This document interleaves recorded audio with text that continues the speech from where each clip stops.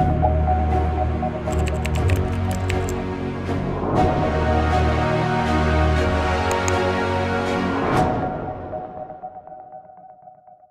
आदाब, खुशामदीद।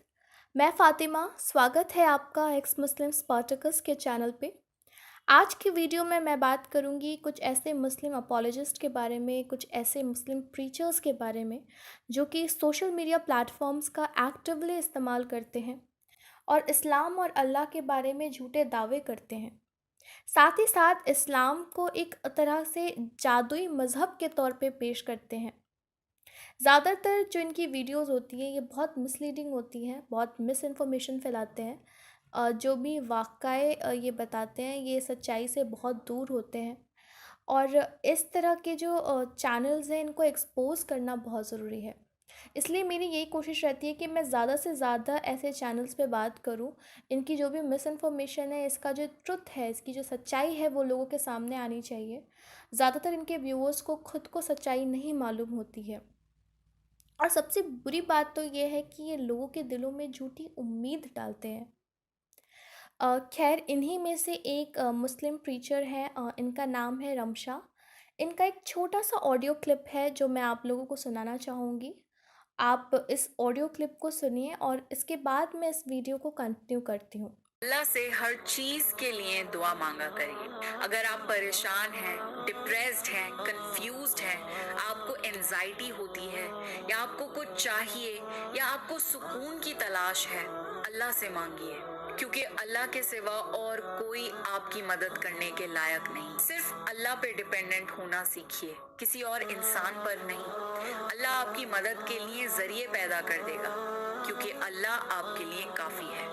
जैसा कि आपने ये क्लिप सुना, रमशा जी के हिसाब से इंसान पे डिपेंडेंट नहीं होना चाहिए, अल्लाह पे डिपेंडेंट होना चाहिए। रामशाह सुल्तान ने अल्लाह को हर मर्ज़ की दवा बताया है। यानी कि कोई भी मुसीबत आए, कोई भी परेशानी आए, अल्लाह इतना ताकतवर है, इतना कैपेबल है कि आपको सभी परेशानियों से बाहर निकाल सकता है।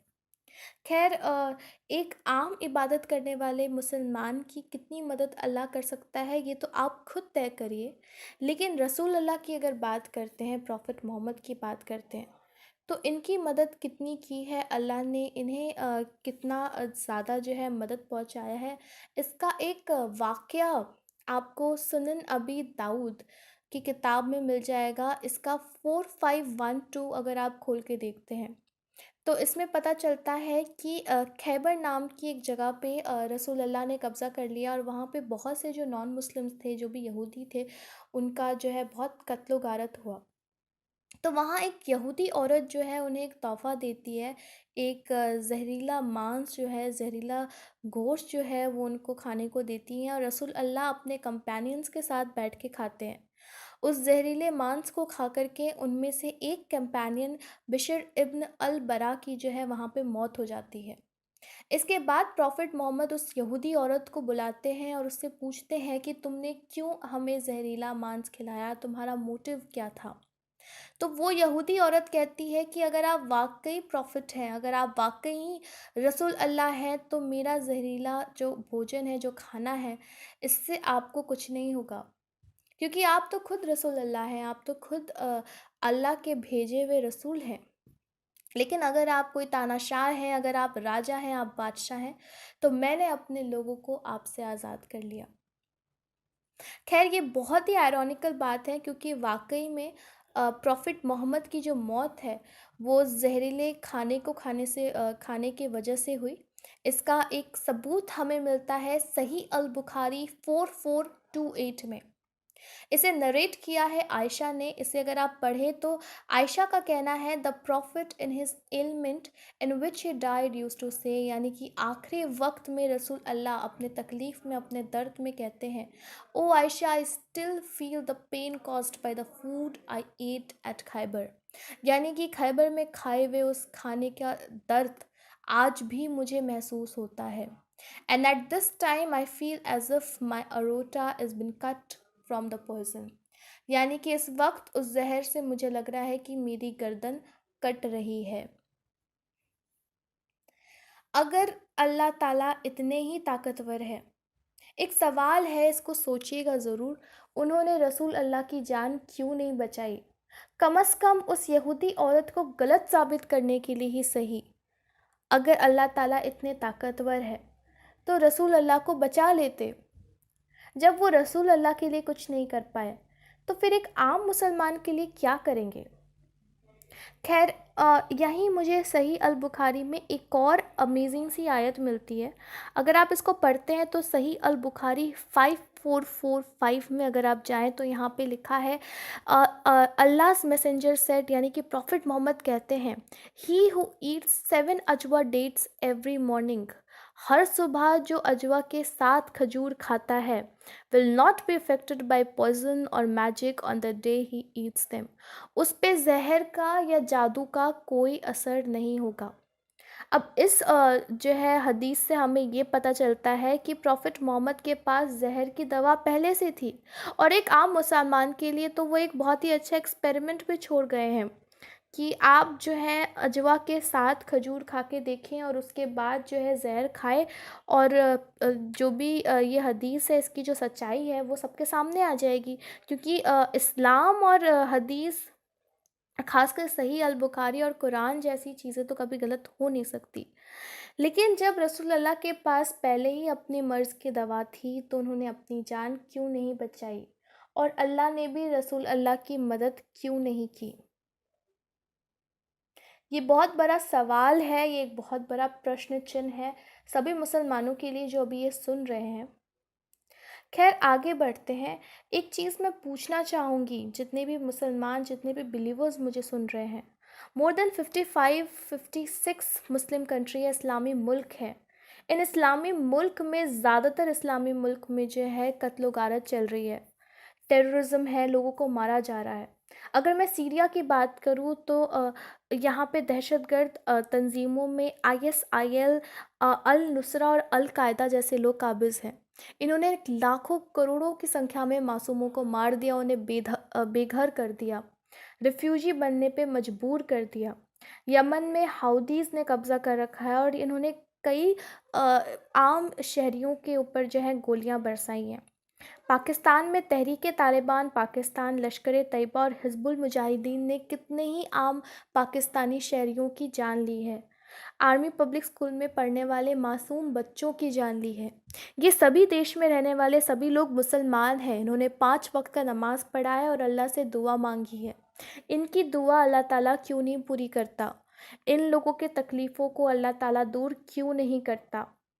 ईरान में हिजबुल्लाह और हमास जैसे आतंकवादी संगठन हैं। सोमालिया में अल सहाबा और बोको हराम ने कितनी ही लड़कियों को उठा लिया, कितने ही लोगों को मार दिया, चाहे औरत हो या बच्चा हो, इन्हें फ़र्क नहीं पड़ता, ये सीधे सिर पे गोली चलाते हैं। अफ़गानिस्तान में तालिबान ने कितने ही लोगों पे गोलियां बरसाई हैं। इराक़ में ISIS है। इन मुसलमानों के लिए अल्लाह ने आज तक क्या किया है? बल्कि इन मुसलमानों को जब ये अपने घर से, अपने देश से बेघर हो गए तो इन्हें सहारा देने के लिए वो नॉन मुस्लिम्स आए जो जिनका इस्लाम से कोई ताल्लुक़ नहीं, जो अल्लाह पे यकीन नहीं रखते, जो अल्लाह की इबादत नहीं करते। कितने ही देशों ने इन्हें शरण दी। इन देशों में आते हैं France, Germany, UK, America, Canada, Australia, New Zealand.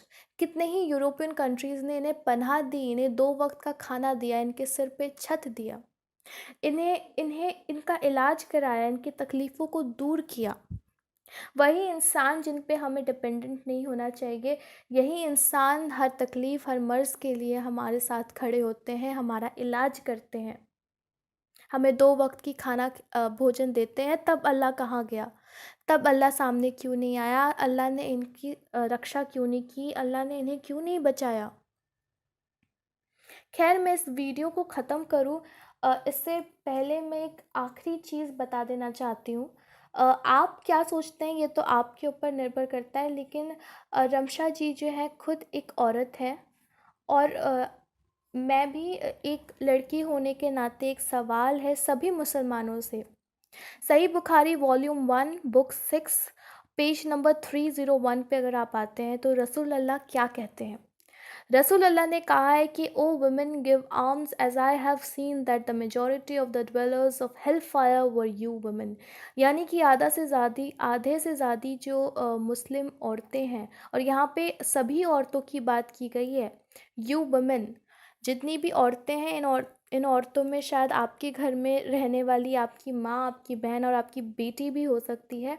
रसूल अल्लाह का कहना है कि आधे से ज़्यादा औरतें जो हैं नर्क में सड़ेंगी, क्योंकि ये अपने पतियों के लिए बहुत ही अनग्रेटफुल हैं, और ये बहुत ही कम इंटेलिजेंट होती हैं, ये बहुत ही बेवकूफ़ होती हैं औरतें, इनमें दिमाग नहीं होता। Is not the evidence of two women equal to the witness of one man. और क्या ये सबूत नहीं है कि एक मर्द के मुकाबले दो औरतों की ज़रूरत होती है विटनेस के लिए। Isn't it true that a woman, ये तो बहुत ही फ़नी है, isn't it true that a woman can neither pray nor fast during her menses। यानी मेंस्ट्रुअल साइकिल के दौरान एक औरत जो है ना तो व्रत रख सकती है, फास्ट कर सकती है, ना ही इबादत कर सकती है। और यही कुछ रीज़न्स है जिसके वजह से ज़्यादातर औरतें जो हैं ये नर्क में सड़ने वाली हैं। तो रमशा जी, आप भी एक औरत हैं, और आप खुद, जितने भी मुसलमान, जितने भी बिलीवर्स मुझे सुन रहे हैं, आप खुद ये तय करिए कि आप जिस अल्लाह की इबादत कर रहे हैं वो कितना काबिलियत रखते हैं आपको बचाने के लिए। जब इन्होंने उन मासूमों को नहीं बचाया जो इन देशों में मर रहे हैं, रोज़ाना इनकी कत्ल हो रही है, इनका खून बह रहा है, तो ये आपकी इबादत का, आपके पुकार का, आपके तकलीफ़ों को कैसे हल करेंगे। एक अच्छा बेहतर इंसान बनिए, इस्लाम छोड़िए। बहुत बहुत शुक्रिया।